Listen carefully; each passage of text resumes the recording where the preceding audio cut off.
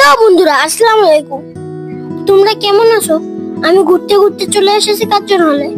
আমিও ঘুরবো, তোমরাও আমার সাথে থাকো।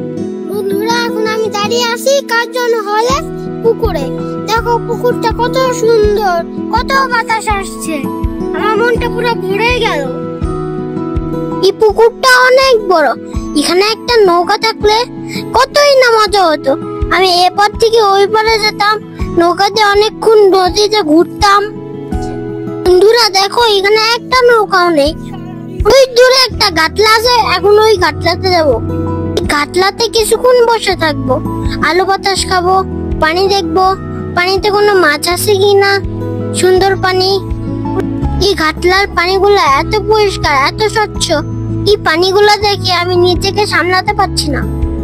আমার এখন মনে হচ্ছে জামা জুতা খুলে পানিতে নেমে গোসল করি।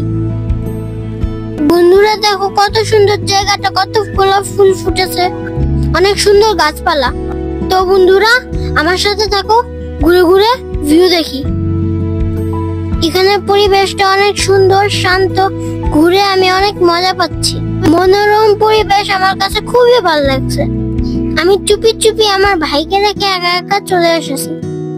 ঘুরে ঘুরে দেখলাম পরিবেশটা খুব শান্ত, আমার ভালো লাগলো। বড় বড় গাছ, তোমরাও চাইলে এখানে এসে দেখতে পারো। অনেক বড় বড় বিল্ডিং আছে, বড় বড় বিল্ডিং গুলো দেখে আমার খুব মজা লেগেছে, আমি খুব মজা পেয়েছি। তোমরাও এখানে আসতে পারো, এই জায়গাটা খুব সুন্দর।